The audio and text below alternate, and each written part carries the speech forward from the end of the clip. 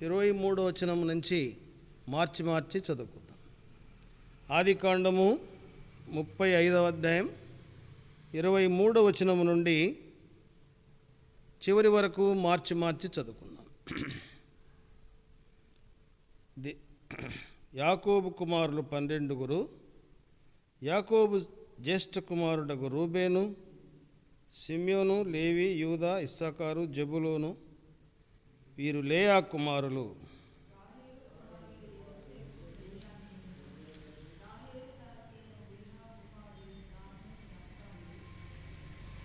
లేయా దాసి అయిన జిల్ఫా కుమారులు గాదు, ఆసేరు వీరు పద్దనారాములో యాకోబునకు పుట్టిన కుమారులు.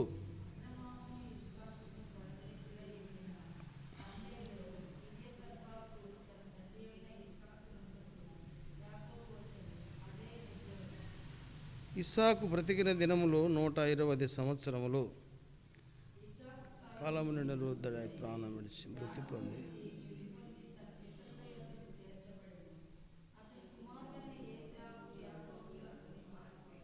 ప్రార్థన చేసుకున్నాం.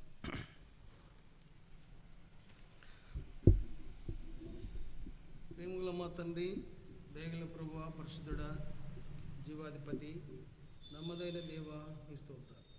సర్వము సృష్టించిన సృష్టికర్త అయిన దేవుడు, సర్వాధికారైన దేవుడు, నిరంతరము రాజుగా ఉండి మమ్మల్ని పరిపాలించుచున్న మా దేవుడవు తండ్రి, మీ స్తోత్రం. మీ అపారమైన ప్రేమ కనికరము ద్వారా నీ బిడ్డలుగా మమ్మల్ని రక్షించి, ఓ ప్రభువా, నీ దయ చొప్పున మమ్మల్ని కాపాడుతూ, నీ కృపా కనికరముల ద్వారా మమ్మల్ని పోషిస్తూ, మరొక బైబిల్ స్టడీలో మీ సన్నిధిలో మనం సమకూర్చుకున్నందుకై స్తుతిస్తూ కనపరుస్తుంది. ఇంతవరకు నీ బిడ్డలముగా కీర్తించుటకు సహాయపడ్డారు. చదువుబడిన లేఖన భాగాలు మీకు అప్పగిస్తున్నాము తండ్రి. ఈ సమయంలో దీనుడను అల్పుడన యోగ్య దాసులను మరుగుపరిచి, మా ప్రభువా, మీ సన్నిధిలో నుంచి మీ స్వరాన్ని మాకు వినిపించి నూతన ఉజ్జీవంతో నింపము. ఈ బలమైన హస్తాలకు అప్పగిస్తూ, ఓ ప్రభువా, మందిరావరణము ప్రత్యక్షతలో నడిపించు. ఓ ప్రభువా, మీరే మమ్మల్ని ఆవరించి నడిపించు. మీ బలమైన హస్తాలకు మమ్మల్ని అప్పగించుకుంటూ మీ కృపను కోరుకుంటూ, యేసుక్రీస్తు ప్రభువారి శ్రేష్టమైన నామంలో స్తుతించి ప్రార్థించి అడిగి వేడుకొనుచున్నాం తండ్రి, ఆమేన్.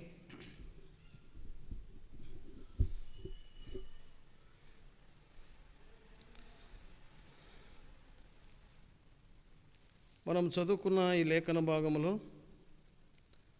ఒక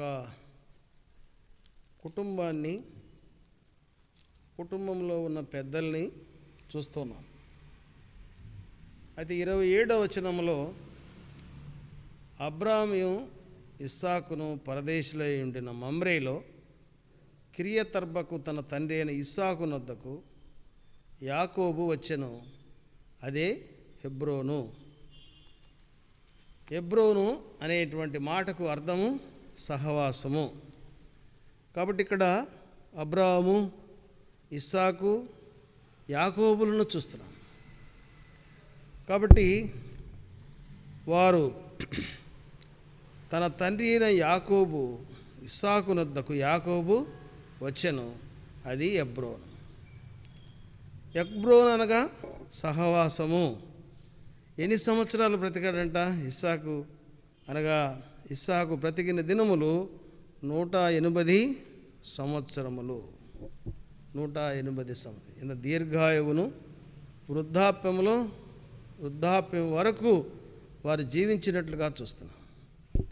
కాబట్టి ఇక్కడ దేవుని సన్నిధిలో, దేవుని సహవాసములో ఉన్న బిడ్డల యొక్క ఆశీర్వాదాన్ని మనం ఈ సందర్భంగా చూసుకోవచ్చు. ఆయన నిండు వృద్ధాప్యంలో ఉన్నట్లుగా ఉన్నాడు.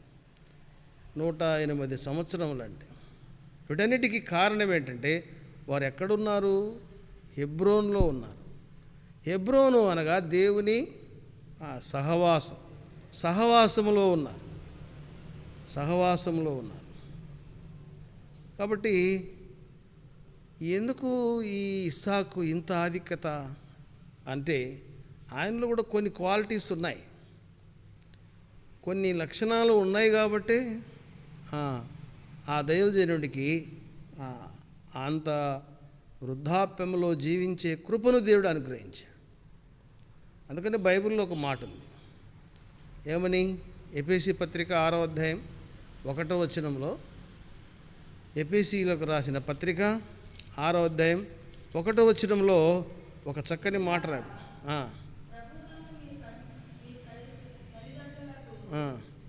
విధేయులయుండుడి, ఇది ధర్మమే, ఇది ధర్మమే.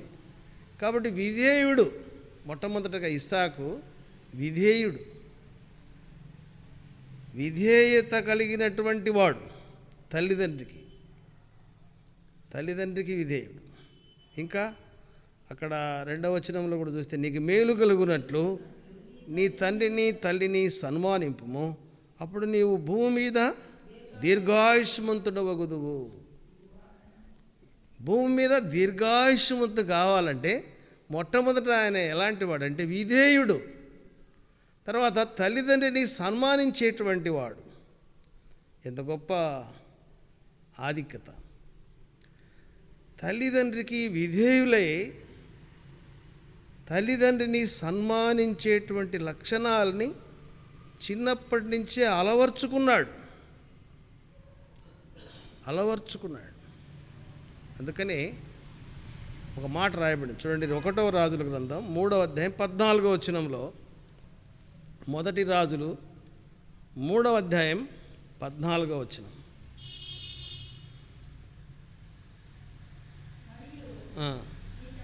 నీ తండ్రి అయిన దావీదు నా మార్గములో నడిచి నా కట్టడలను నేను నియమించిన ధర్మమంతటిని గైకొనున్నట్లు నీవు నడిచి వాటిని గైకొనిన ఎడల నిన్ను దీర్ఘాయుష్మంతునిగా చేసేదను. కట్టడలు విధులు అనుసరించినందువల్ల కూడా ఆ దీర్ఘాయుష్మంతులు. ఎంత గొప్ప అది! కాబట్టి దీర్ఘాయుష్ పొందాలంటే ఏం కావాలంట? విధేయత కావాలి, తల్లిదండ్రిని సన్మానించేటువంటి వారుగా ఉండాలి, ఆయన కట్టడలను విధులను అనుసరించేవారుగా, గైకొని నడిచి అనుసరించేటువంటి వారుగా ఉండాలని దావీదు తన కుమారుడు సొలొమోనుకు హెచ్చరిస్తూ ఉన్నాడు. అంటే ఆ రీతైన అనుభవంలో కలిగి ఉన్నప్పుడు ఈ గొప్ప ఆధిక్యతను మనం పొందుతాం.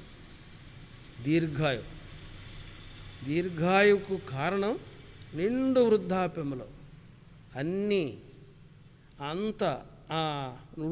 వృద్ధాప్యంలో ఉన్నప్పుడు మరణించటం అనేది శ్రేష్టకరమైంది. కాబట్టి శ్రేష్టమైనటువంటి మరణాన్ని, శ్రేష్టమైన దినాల్ని తన జీవితం ఆయన అనుభవిస్తూ వచ్చాడు. వీటన్నిటికి కారణం ఏమిటంటే ఇదే విధేయత, తల్లిదండ్రిని సన్మానించటం, ఆయన కట్టడలు ఆయన విధులు అనుసరించటం. ఇంకొక మాట కూడా రాయబడింది సామెతల గ్రంథం 10వ అధ్యాయం 26-27 వచనాలు చదవండి. సామెతలు 10వ అధ్యాయం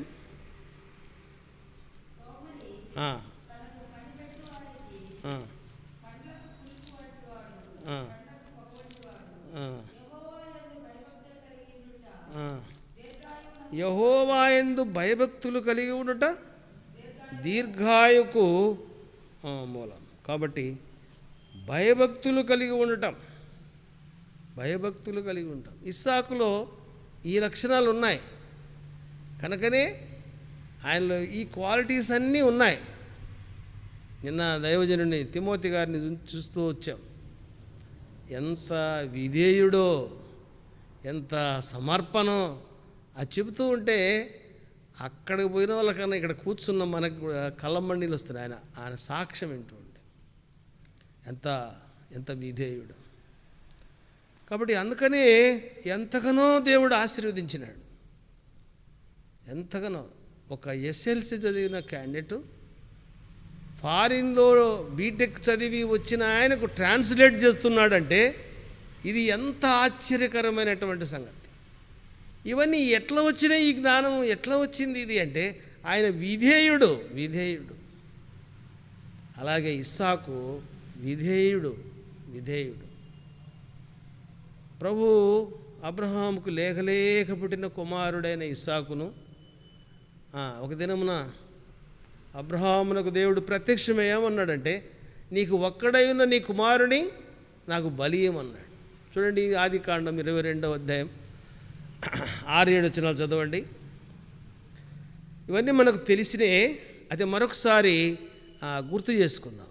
ఆదికాండము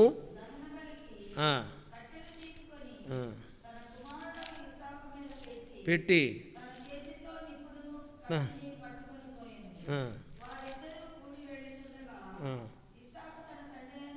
అబ్రహాముతో నా తండ్రి అని పిలిచాను. అందుకతడు ఏమి నా కుమారుడా అనను. అప్పుడు అతడు నిప్పును కట్టెలున్నవు కానీ దహనబలికి గొర్రెపిల్ల ఏది అని అడిగాడంట.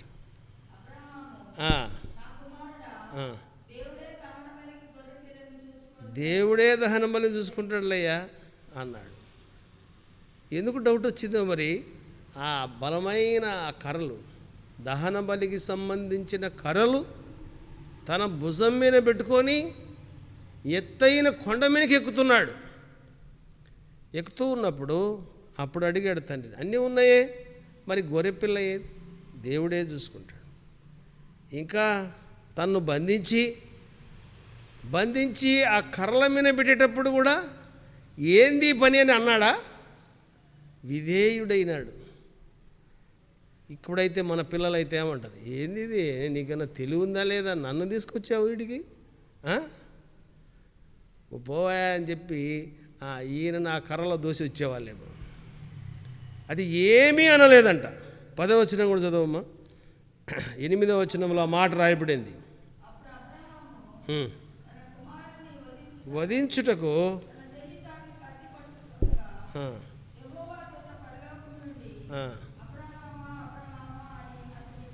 పిలిచాను, చిత్తము ప్రభు అని. చూడు ఎంత ఆయన కూడా లేక ఉన్న కుమారుని, అల్లారు ముద్దుగా పెంచుకున్న కుమారుని ప్రభువు మాటకు విధేయుడై బలి అర్పించడానికి కూడా సిద్ధపడినాడు. తండ్రి దేవుని మాటకు విధేయుడైనాడు, కుమారుడు తండ్రి మాటకు విధేయుడై బలికి సిద్ధమైనాడు. ఎంత విధేయత కనపడుతుంది అక్కడ, ఎంత దీనులుగా కనపడుతున్నారు అక్కడ. కాబట్టి అంత దీనత్వం ఉండబట్టే వారు చరిత్రలో నిలిచిపోయినారు. 180 సంవత్సరాలు నిండు వృద్ధాప్యం వరకు ఉన్నాడు. కాబట్టి ఎంత గొప్ప ఆధిక్యత. ఇలాంటి కుమారుడు, యవనస్తుడైనటువంటి కుమారుడు తన తండ్రికి ఎంత విధేయత చూపించాడు. ఈ లోకంలో ఇప్పుడు పిల్లలు చూస్తూ ఉన్నాం, యవనస్తులైన బిడ్డలు ఎవరు విధేయులుగా ఉన్నారు అంటే అసలు కనిపించడంలే. విధేయత అనేది కనిపించటం లేదు. తల్లిదండ్రులు కూడా పిల్లల్ని ఏమంటంలే, టీచర్లు కూడా ఏమంటంలే, చదువుకపోయినా చదివినా అనడానికి లేదు. అయితే బైబిల్లో ఏముంది? బాలురు తప్పక చూడండి, యెషయా గ్రంథం 40వ అధ్యాయం 30వ వచనం.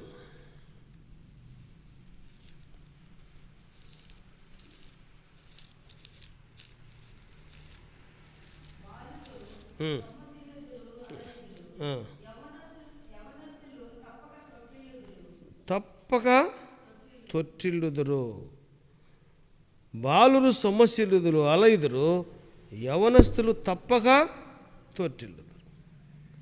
కాబట్టి ఈయన యవనస్తుడే కదా, బాలుడే కదా, ఎక్కడ కూడా తొట్టుబాటు కనిపించలేదు. ఎంత నమ్మకంగా ఉన్నాడో తండ్రికి, ఎంత విధేయతగా ఉన్నాడో. మన బిడ్డలు ఆ రీతిగా ఉంటున్నారా?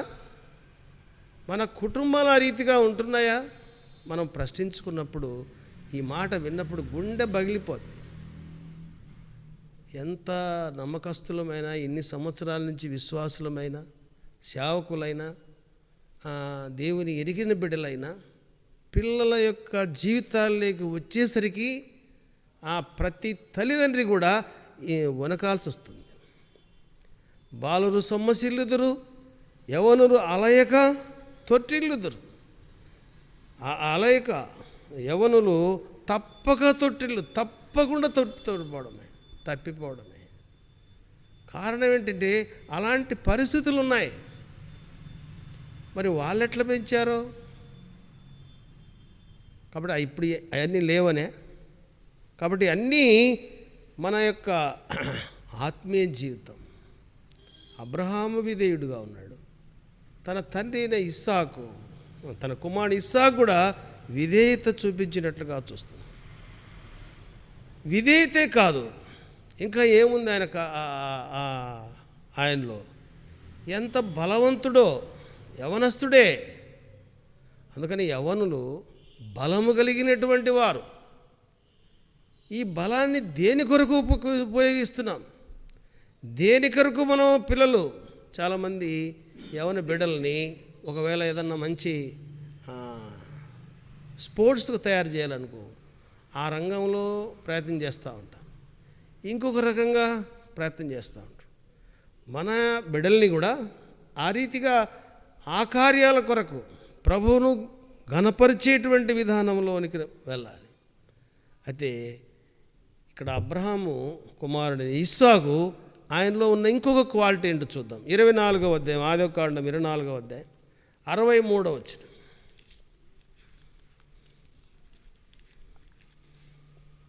24వ అధ్యాయం 63వ వచనం.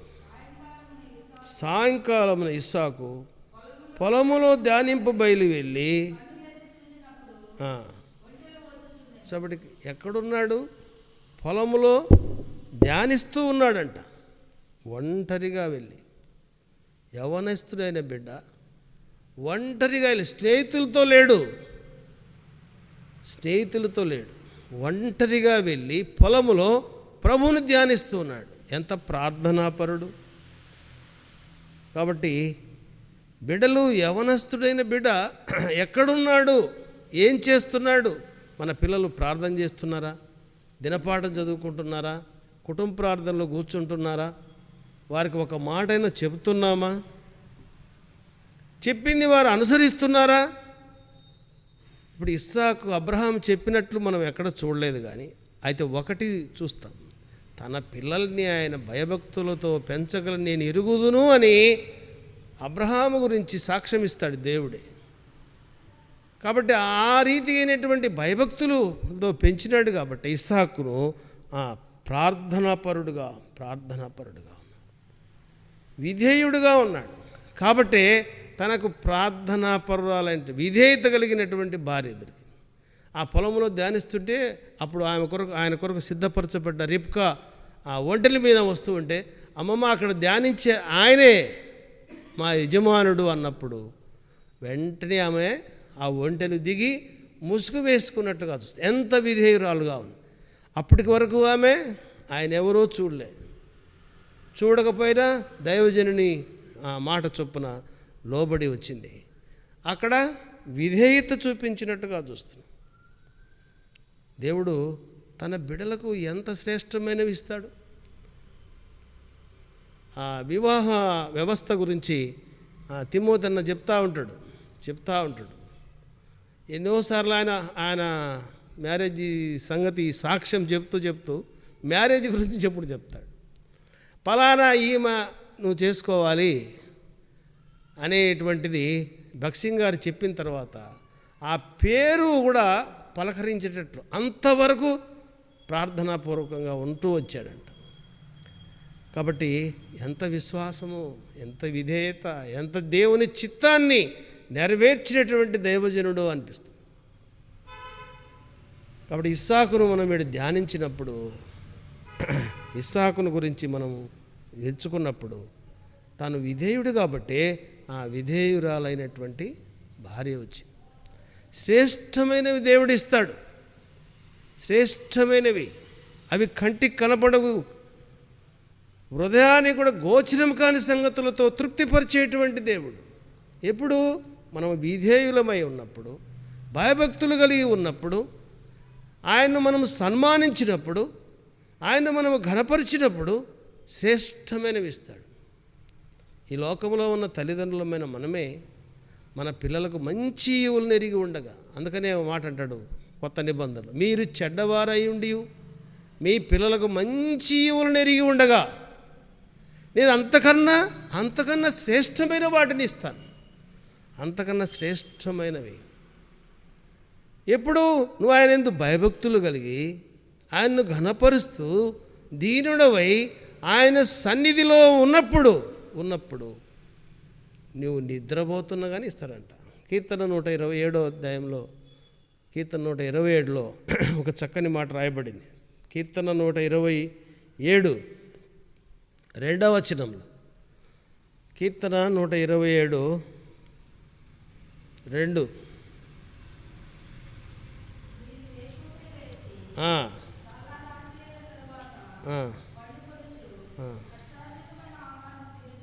తినుచునుట వ్యర్థమే, తన ప్రియులు నిద్రించుచుండగా ఆయన వారికి ఇచ్చుచున్నాడు. మీరు వేకువనే లేచి చాలా రాత్రి అయిన తర్వాత పండుకుంటూ ఎంత కష్టపడుతూ ఉంటాం. అయితే తన ప్రియులు నిద్రించుచున్నను దేవుడు ఆయనకు అనుగ్రహిస్తున్నాడు, వారికి అనుగ్రహిస్తాడు. కాబట్టి ఇక్కడ ఎంత ప్రార్థనాపరుడు కాబట్టి శ్రేష్టమైనటువంటి ఆ రిబ్కా ఆయనకు భార్యగా చేయబడింది. ఎంత విధేయుడు కాబట్టి తనకు దీర్ఘాయుష్య కలగడానికి, శ్రేష్టమైనవి రావడానికి ఇన్ని క్వాలిటీస్ ఉన్నాయి. అంతేకాదు చాలా ప్రార్థనాపరుడు. తన భార్యకు పిల్లలు లేకపోతే ఏం చేశాడు ఆయన? వారి కొరకు ఆమె కొరకు ప్రార్థన చేస్తున్నాడు. చూడండి 25వ అధ్యాయం ఆదికాండము 25:21. ఇస్సాకు భార్య గొడ్రాలు గనుక అతడు ఆమె విషయమై యెహోవాను వేడుకొనెను. యెహోవా అతని ప్రార్థన వినెను గనుక అతని భార్య రిబ్కా గర్భవతి ఆయను. కాబట్టి గొడ్రాలుగా ఉందట. అది ఆమె గురించి వేడుకున్నాడు ప్రభు సన్నిధి. అంటే గొడ్రాలు కాబట్టి ఒరే ఇంక ఇడిసేయరా, ఇంకొక పిల్లని చేస్తాం, ఇన్ని సంవత్సరాలు అయింది అని చెప్తూ ఉంటారు చాలామంది. అయితే ఇక్కడ తన భార్య విషయంలో ప్రార్థన కలిగిన వాడుగా ఉన్నాడు. కాబట్టి మనము మన జీవితంలో లోక సంబంధమైన వాటి కోసం కాదు, దేవుని బిడలముగా. అందుకనే మత్తయి సువార్తలో రాయబడింది ఒక మాట, నీకు ఏం కావాలో, నీకు ఏం అక్కరో అవన్నీ ఆయనకు తెలుసు. నువ్వు అడక్కముందే నీవు ఏం కావాలో అన్నీ కూడా తెలుసు అంట. మత్తయి సువార్త 6వ అధ్యాయం 23వ వచనం చదవండి, 32వ వచనం అనుకుంటా. మత్తయి, ఇవన్నీ మీకు కావాలని మీ పరలోకపు తండ్రికి తెలుసు. నీకు ఏం కావాలో, ఏ అక్కరో. మనము తల్లిదండ్రులముగా మనకు తెలుసు, మన పరలోకపు తండ్రికి మన బిడ్డల విషయంలో అన్నీ కూడా తెలుసు. కానీ కొన్నిసార్లు మనము తొందరపడుతూ ఉంటాం. తొందరపడడం వల్ల అనేక నష్టాలను ఎదుర్కోవాల్సి వస్తుంది. కాబట్టి మన జీవితాల్లో ఈ బైబిల్ స్టడీలో ఇస్సాకు యొక్క లక్షణాలు, ఆయన నిండు వృద్ధాప్యంలో వరకు ఉన్నారు. ఎక్కడున్నారు వారంటే సహవాసంలో ఉన్నారు. సహవాసంలో ఉండి నిండు వృద్ధాప్యంలో చనిపోయాడు. ఈయనకు ఈ విధంగా కావడానికి కారణం ఏంటంట, ఇన్ని లక్షణాలు ఉన్నాయి. ఇంకొక మాట చూద్దాం. 26వ అధ్యాయం ఆదికాండం 26వ అధ్యాయం 22వ వచనంలో కూడా ఆయన ఇంకా ఎలాంటి వాడంటే, అతడు అక్కడి నుండి మరి ఒక బావి త్రవ్వించు. కాబట్టి 21లో ఆడొక మాట రాయబడింది, వారు మరి ఒక బావి తవ్వినప్పుడు దాని కొరకు జగడమాడిన కనుక దానికి సీత్నా అని పేరు పెట్టాను. అతడు అక్కడి నుండి బయలు వెళ్ళి మరి ఒక బావి త్రవ్వించను, దాని విషయమే వారు జగడమాడలేదు కనుక అతడు ఇప్పుడు యెహోవా మనకు ఎడమ కలుగజేసి ఉన్నాడు కనుక ఈ దేశమందు అభివృద్ధి పొందుదామని దానికి రహబోతు అని పేరు పెట్టాను. కాబట్టి ఇక్కడ ఫిలిష్తీయుల మధ్య ఉన్నప్పుడు అబీమెలెకు అక్కడ ఉన్నప్పుడు వాళ్ళు ఏం చేశారంటే ఆయన బావి తవ్వుతూ ఉంటే వీళ్ళు బూడి చేస్తాం. అయితే వాళ్ళు తగాదాడలేదు, మళ్ళీ నెమ్మదిగా వెళ్ళిపోయాడు. ఏడి సికామణి గారు కూడా ఈ మధ్య చనిపోయాడు.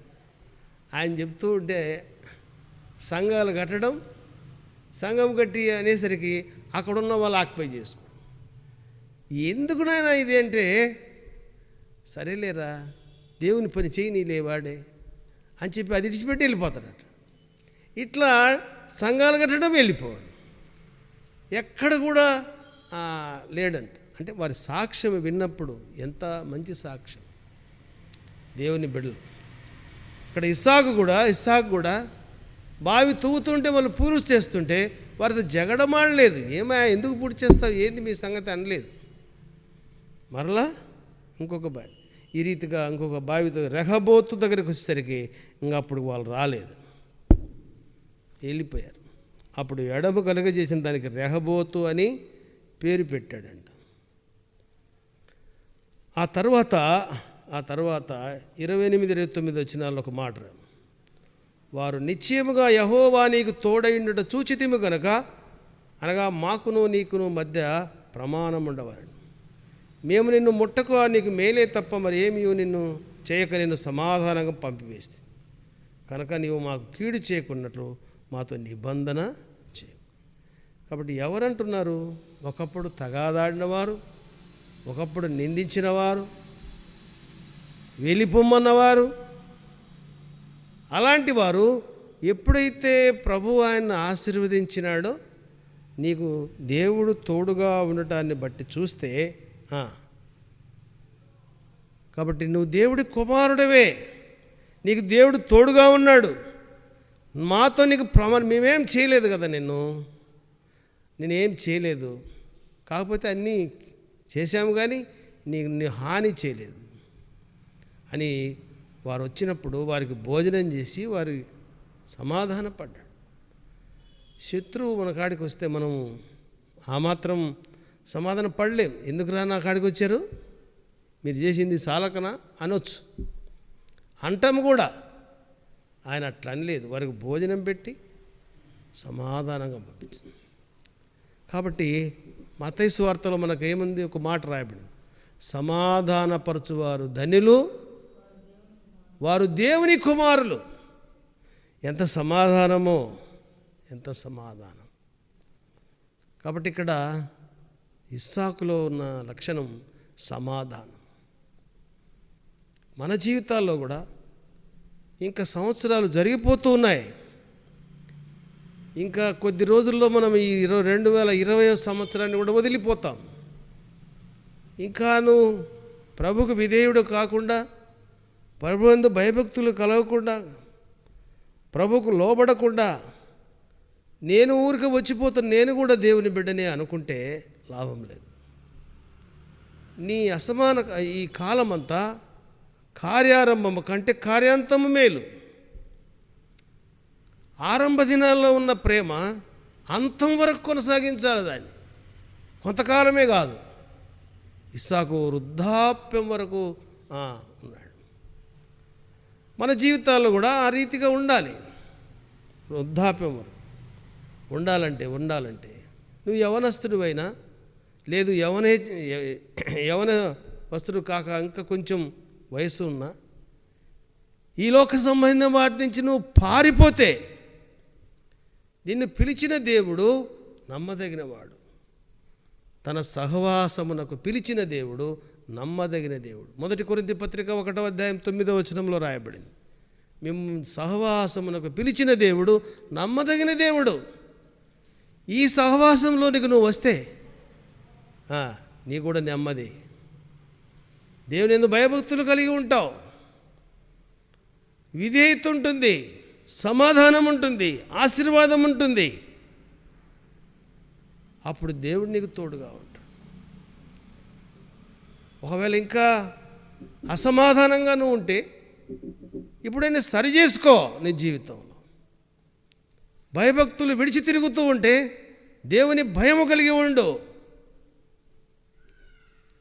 తల్లిదండ్రులకు అవిధేయుడవై ఉంటే ఈనాడైనా తల్లిదండ్రి సన్మానించు. కాబట్టి ఈ రాత్రికాల సమయంలో ప్రభు నిన్ను సంధిస్తూ ఉన్నాడు. ఇస్సాకు జీవితాన్ని మన జీవితానికి పురుకొల్పుకున్నప్పుడు మనకి ఏ క్వాలిటీస్ ఉన్నాయి. కాబట్టి ఒకవేళ లేకపోతే ఈనాడైనా ప్రభువా, ఎన్నోసార్లు నీకు అవిధేయుడైనా, ఎన్నోసార్లు నా తల్లిదండ్రిని తృణీకరించాను, భయం విడిచి తిరిగాను, నన్ను క్షమించమని ప్రభు దగ్గరికి రా. కాబట్టి ఆయన సహవాసమునకు పిలిచిన దేవుడు, నమ్మదగిన దేవుడు, పిలుస్తూ ఉన్నాడు. ప్రయాసపడి పాపభారము సమస్యల నా దగ్గరకు రండి, నేను మీకు విశ్రాంతిని ఇస్తాను. ఆయన మాటకు లోబడి ఆయన దగ్గరికి వస్తున్నట్టయితే నీ పాపమంతా తుడిచివేయబడుతుంది. అందుకని తిమోతికి రాస్తాడు, యవనుడా, యవనేచ్ఛల నుంచి పారిపో. లోక సంబంధమైన వాటి నుంచి, వీటన్నిటి నుంచి నువ్వు పారిపోయి ప్రభు దగ్గరకు వస్తే నిన్ను నిందించిన వారే, నిన్ను తృణీకరించిన వారే నిన్ను పొగుడుతారు. చూడండి, ఇక్కడ ఇస్సాకును తృణీకరించారు, నిందించారు. అది మరలా వెళ్ళిపోయి, అయ్యా నీకు దేవుడు తోడుగా ఉండి మేము ఎరిగినాం, నీతో సమాధాన పడతామంటున్నాం. కాబట్టి నిన్ను ఎరుగుతారు, నీ జీవితాన్ని ఎరుగుతారు, నీ ప్రవర్తన ఎరుగుతారు, మాటలు ఎరుగుతారు. నిజం, నిన్నటి దాకా నేను సరిగా అనుకోలేదయ్యా, ఇప్పుడు నువ్వు దేవజనుడివి. కాబట్టి నీ మాటకు లోపడతారు. మన జీవితాల్లో మనకు కూడా ఆ దేవుడు తోడుగా ఉండి మన జీవితం అంతా కూడా నడిపించబడాలంటే ఆయనతో నువ్వు సహవాసం కలిగి ఉన్నావు. ఆయనతో సహవాసం ఉన్నానని చెప్పి లోక సంబంధిగా జీవిస్తే నువ్వు అబద్ధి కూడా అవుతావు. 1 యోహాను పత్రికలో రాయబడింది ఆ మాట. చూడండి, 1 యోహాను పత్రిక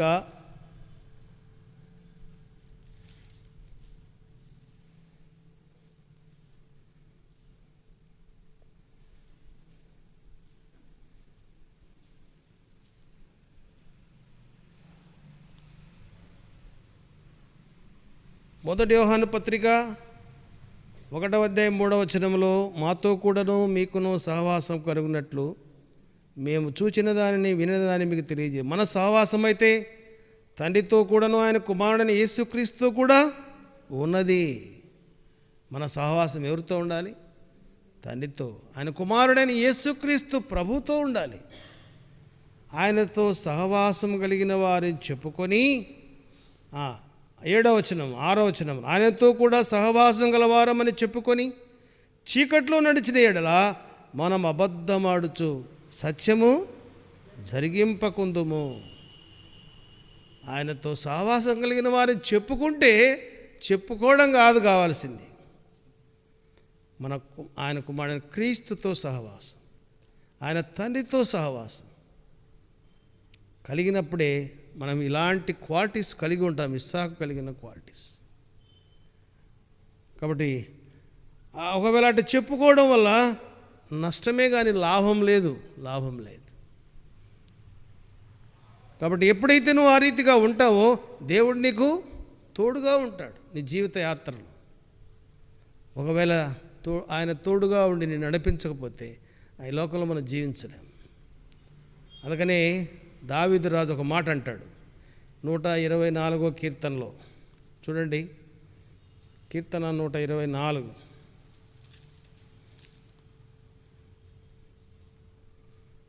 మొదటి వచనం, మనుషులు మన మీదికి లేచినప్పుడు యెహోవా మనకు తోడై ఉండని ఎడల, రగులు కొనినప్పుడు యెహోవా మనకు తోడై ఉండని ఎడల వారు మనలను ప్రాణంతోనే మింగివేస్తారు. ఆయన తోడుగా ఉండకపోతే ఏమైందంట? జనులు ప్రాణంతోనే మింగివేస్తారు. ఆయన తోడుగా ఉండాలంటే ఆయన తండ్రితో కూడాను ఆయన కుమారుడు యేసు క్రీస్తుతో ఉన్న సహవాసము కలిగిన వారముగా ఉంటే దేవుడు మనకు తోడుగా ఉంటాడు. యవనస్తుడైనటువంటి యెహోషువకు మోషే చనిపోయిన తర్వాత యెహోషువకు ఆ పట్టం కట్టినప్పుడు ఒక హెచ్చరిక ఇస్తారు. ఒక మొక్క మాట చూసి నేను ముగిస్తాను. యెహోషువ 1వ అధ్యాయం, మొదటి అధ్యాయంలో యెహోషువను కూడా దేవుడు ఒక మాటతో హెచ్చరిస్తున్నాడు. చూడండి, అక్కడ ఎప్పుడు మనకు తోడుగా ఉంటాడు, ఎప్పుడు మనకు తోడుగా ఉంటాడు. 5వ వచనం 1:5 నీవు బ్రతుకు దినములన్నిటిని ఏ మనుషుని ఎదుట నిలవలేకుండా ఉండును, నేను మోషేకు తోడై నీకు కూడా తోడుగా. ఎప్పుడు తోడుగా ఉంటాడు? ఇక్కడ 6 నుంచి 9 వరకు ఈ మాటలన్నీ రాయబడినాయి. ఏమని? నీవు నిబ్బరం కలిగి జాగ్రత్తపడి బహుధైర్యముగా ఉండి నా సేవకుడు మోషే నీకు ఆజ్ఞాపించిన ధర్మశాస్త్రం అంతటి చొప్పున చేయాలి. నువ్వు నడుచు ప్రతి మార్గమున చక్కగా ప్రవర్తించున్నట్లు నీవు దాని నుండి కుడికి కానీ ఎడము కానీ తొలగకూడదు. ఈ ధర్మశాస్త్ర గ్రంథమును నువ్వు బోధింపక తప్పిపోకూడదు. దానిలో రాయబడిన వాటన్నిటి ప్రకారం చేయుటకు నువ్వు జాగ్రత్త పడినట్లు దివారాత్రము దాన్ని ధ్యానించిన యెడల నీ మార్గమును వర్ధిల్ల చేసుకొని చక్కగా ప్రవర్తించు. నేను నీకు ఆజ్ఞాపించుచున్నాను కదా, నిబ్బరంగా దానికి దిగులు పడకు, జడియకు. నీవు నడుచు మార్గం అంతటిలో నీ దేవుడిని యెహోవా నీకు తోడుగా ఉంటాడు. కాబట్టి ఆయన ధర్మశాస్త్రాన్ని చదివే విషయంలో, బోధించే విషయంలో, ఆయనకు నమ్మకమైన దాసుడిగా జీవించే విషయంలో, నీ మార్గం అంతటిలో కూడా చక్కగా కుడి ఎడమ తొలగకుండా చక్కగా నడిచినట్లయితే ఆయన నీకు తోడుగా, నీ జీవిత దినములన్నీ సంతృప్తిగా జీవిస్తావు, సుఖకరమైన జీవితం. ఒకవేళ కష్టాలు, లోకంలో ఎన్నో బాధలు, ఇరుకులు, ఇబ్బందులు వచ్చినా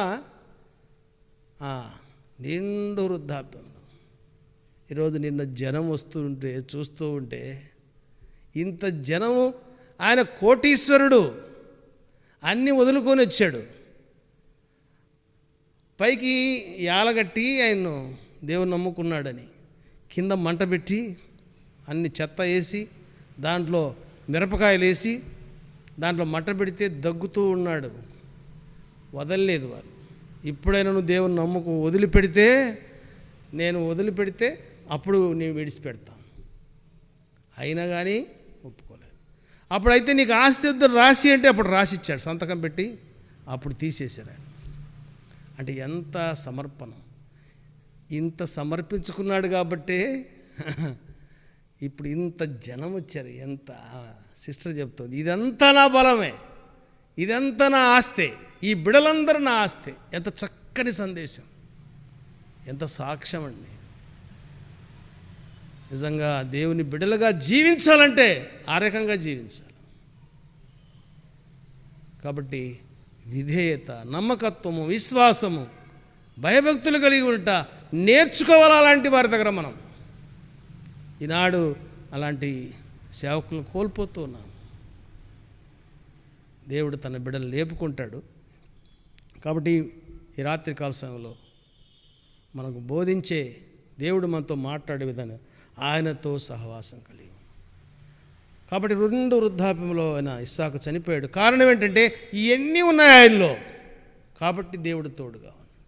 నీకు నాకు దేవుడు తోడుగా ఉండి మన జీవిత యాత్రలో ఏదో కొంతకాలానికి కాదు, కాలాంతమందు ఆయన వంతులో నిలిచేంత వరకు ప్రభు సన్నిధి మనకు తోడుగా ఉండి నడిపించాలంటే విధేయత కావాలి, నమ్మకం కావాలి, విశ్వాసం కావాలి. ఇలాంటి ఫెయిత్ఫుల్నెస్ కలిగి ఈ యొక్క తీర్మానంతో ఈ సంవత్సరం చివరి గడియల్లో, చివరి దినాల్లో ఉన్నాం కనుక ఎక్కడెక్కడ ఏ బలహీనత ఉందో దాన్ని సరి చేసుకొని చక్కపరుచుకొని నూతన సంవత్సరంలో ఒక తీర్మానంతో ముందుకు సాగునట్లు ప్రభు సహాయపడినట్లు ప్రార్థన చేసుకుంది. దేవుడి మాటలు దీవించుగాక.